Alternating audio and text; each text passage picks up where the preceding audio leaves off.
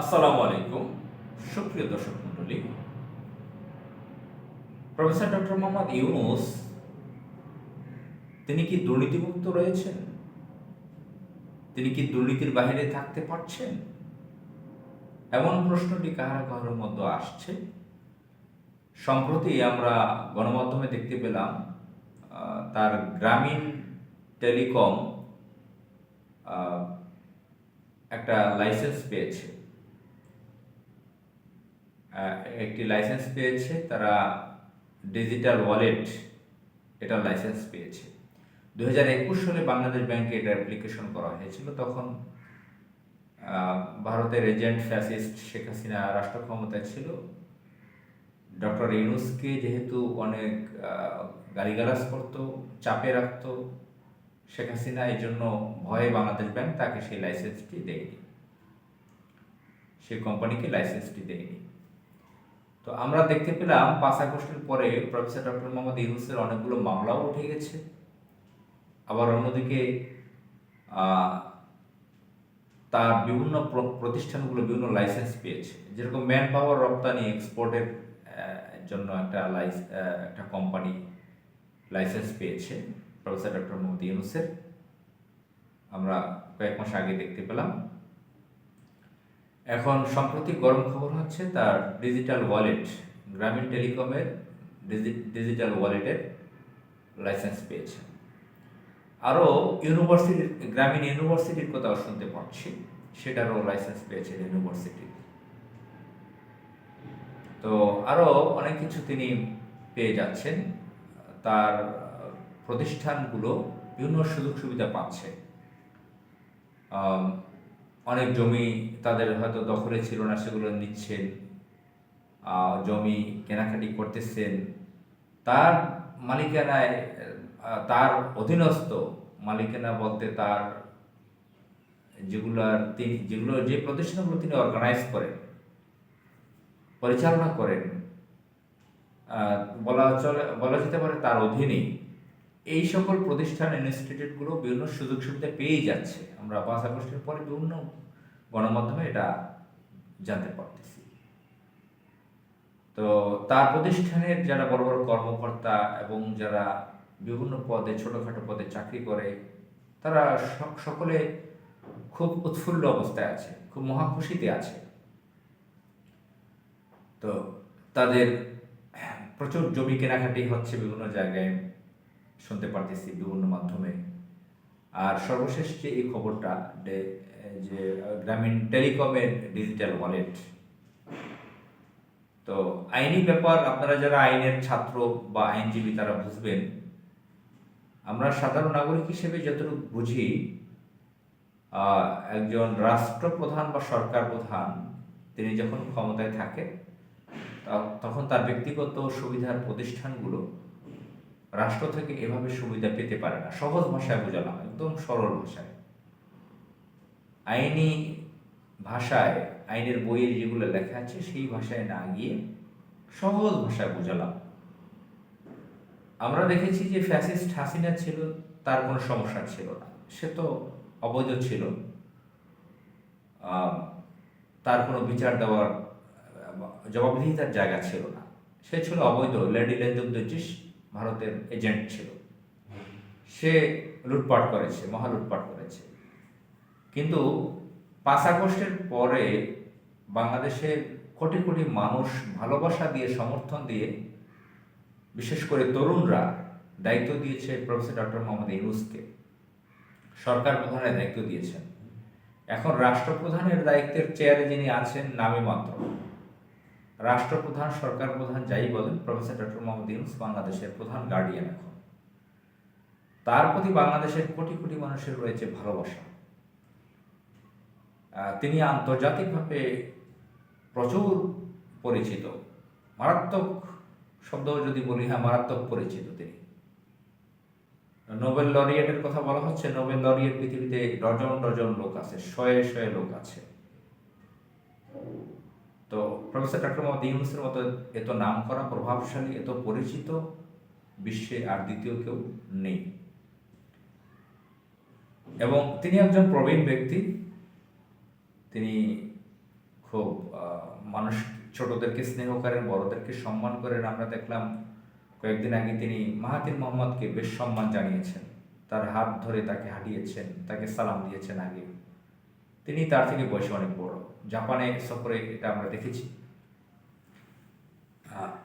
তার ব্যক্তিগত আচরণ খুব ভালো, কিন্তু এত কিছু ভালো পজিটিভ গুণাবলীর পরেও যদি তার অধীনের প্রতিষ্ঠানগুলো যদি দুর্নীতি মাধ্যমে এগিয়ে যায়, অনিয়মের মাধ্যমে এগিয়ে যায়, সেটা হবে মারাত্মক দুঃখজনক ঘটনা। প্রফেসর ডক্টর মোহাম্মদ ইউনূসের প্রতি মানুষের আস্থা ভালোবাসা আছে। তিনি 8 আগস্ট 2024 শপথ নিয়েছেন বাংলাদেশের প্রধান নির্বাহী, বাংলাদেশ রাষ্ট্রের চিফ এক্সিকিউটিভ। আপনারা দেখেছেন যে তিনি সরকারে বসার পরে, ইন্টারিম সরকারের চিফ অ্যাডভাইজার হিসেবে বসার পরে হাজার হাজার আন্দোলন হয়েছে। আওয়ামী লীগের লোকজন, ভারতের বিভিন্ন এজেন্টরা হাজার হাজার বিভিন্ন আন্দোলন করেছে। আন্দোলনের নামে বিভিন্ন ধরনের নৈরাজ্যকর পরিবেশ তৈরি করেছে। অনেকগুলো কু করার চেষ্টা করে ব্যর্থ হয়েছে ভারত, আওয়ামী লীগ এবং অন্যান্য বিভিন্ন রাজনৈতিক দল যেগুলো ফ্যাসিজমের পক্ষে ছিল। সচিবালয় দিয়ে বড় একটা কু করার চেষ্টা করা হয়েছিল, ক্যান্টনমেন্টের মাধ্যমে কু করার চেষ্টা করা হয়েছিল। সম্প্রতি আমরা দেখেছি যে কত বড় কুটা করা। অনেকেই বলছেন, এটা আমার ব্যক্তিগত কথা না, যে বিএনপি, আওয়ামী লীগ, ভারত, সেনাবাহিনীর কিছু অংশ এক হয়ে গিয়েছিল। এই মাত্র কিছুদিন আগে 2 থেকে 3টা দিন খুব কি বলে, খুব গরম পরিস্থিতির মধ্যে ছিল বাংলাদেশ, উৎকণ্ঠায় ছিল মানুষ। কিন্তু বাংলাদেশের রাজনৈতিক অধিকাংশ দলগুলো, বাংলাদেশের অধিকাংশ মানুষ ইউনূসের পক্ষে দাঁড়িয়েছে। ইউনূসকে ক্ষমতায় রাখার জন্য মানুষ, লক্ষ লক্ষ মানুষ ছুটে গিয়েছে, তাকে যাতে ক্ষমতাচ্যুত করতে না পারে ষড়যন্ত্রকারীরা, এই জন্য এগিয়ে গেছে বাংলাদেশের মানুষ। তো এই যে ইউনূসের প্রতি, প্রফেসর ডক্টর মোহাম্মদ ইউনূসের প্রতি ভালোবাসা, আস্থা, বিশ্বাস, এটাকে তিনি নষ্ট করে দিবেন? আমরা পৃথিবীর ইতিহাসে বহু জায়গায় দেখেছি, বহু ভালো মানুষের পোশাকে যাদের প্রতি মানুষের ভালোবাসা ছিল, কোটি কোটি লক্ষ লক্ষ মানুষের ভালোবাসা ছিল, বিভিন্ন দেশের উদাহরণ রয়েছে। তারা এমন এমন কাজ করেছে যেগুলো ইতিহাসে কালো অধ্যায়ে লেখা রয়েছে। সেই ইতিহাসের দিকে আমি যাচ্ছি না। প্রফেসর ডক্টর মোহাম্মদ ইউনূস বাংলাদেশে অত্যন্ত পপুলার ব্যক্তি। তিনি পলিটিশিয়ান না, কিন্তু তারপরও তিনি পপুলার। আমরা এটাও জানি 111-এর সময়ে শুরুতে তাকে প্রধান উপদেষ্টা হওয়ার অফার দিলেও তিনি সেই অফার গ্রহণ করেননি।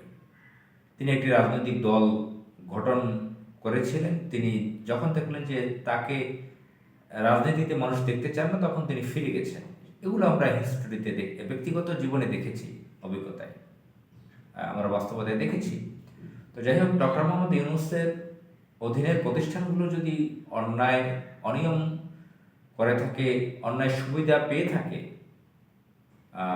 তিনি রাষ্ট্রপ্রধান, সরকার প্রধানের দায়িত্বে আছেন, তার প্রতিষ্ঠানগুলোর সুযোগ সুবিধা ওভাবে পেয়ে যাচ্ছেন, বিভিন্ন ব্যবসায়ের লাইসেন্স পেয়ে যাচ্ছেন, তাহলে এটা তো ডেঞ্জারাস খবর, বিপজ্জনক খবর। এমনিতেই তো বিভিন্ন কিছু মানুষের সন্দেহ তার প্রতি রয়েছে, যেরকম বিএনপি সন্দেহ রয়েছে যে ইলেকশন দিচ্ছে না কেন, দিচ্ছে না কেন। তো যাই হোক, আমরা তাকে দুর্নীতিমুক্ত দেখতে চাই, সৎ ব্যক্তি হিসেবে দেখতে চাই। নির্বাচন তো অবশ্যই তিনি একটা সংস্কার করে বিচার করে দিবেন, এটা আমরা আশাবাদী। তার সাথে সাথে আমরা চাইব প্রফেসর ডক্টর মোহাম্মদ ইউনূস সহ তার সরকার যাতে দুর্নীতিমুক্ত থাকে। তার উপদেষ্টাদের অধিকাংশই তো বাজে টাইপের লোকদেরকে, আমি বলবো এই ভাষায়, বাজে টাইপের লোকদেরকে উপদেষ্টা বানানো হয়েছে। 111-এর কুশীলব, প্রথম আলো ডেইলি স্টারের সুবিধাভোগী, এদেরকে বানানো হয়েছে। ফ্যাসিজমের পক্ষের লোকদেরকে, শাহবাগীদেরকে বানানো হয়েছে উপদেষ্টা। তাদের দুর্নীতি নিয়ে নানান কথা পত্রপত্রিকা আপনারা দেখতেছেন, কিন্তু প্রফেসর ডক্টর মোহাম্মদ ইউনূসকে নিয়ে তো ভালো কথা আমরা শুনতে চাই, কিন্তু সেখানেও আমরা জানতে পারতেছি তার প্রতিষ্ঠানগুলো সুযোগ সুবিধা পেয়ে যাচ্ছে নিয়ম বহির্ভূতভাবে। নিয়ম বহির্ভূত এই জন্য বলবো, একজন সরকার প্রধান থাকা অবস্থায় তার প্রতিষ্ঠান এইভাবে খুব দ্রুত দ্রুত লাইসেন্স আর্থিক সুবিধা পেয়ে যাচ্ছে কিভাবে? তো যাই হোক, তাকে আল্লাহ হেফাজত করুক, তিনি যাতে দুর্নীতিমুক্ত না থাকেন সেটা তাকে প্রমাণ করতে হবে। মানুষের আস্থা বিশ্বাসের জায়গায় ঠিক থাকতে হবে।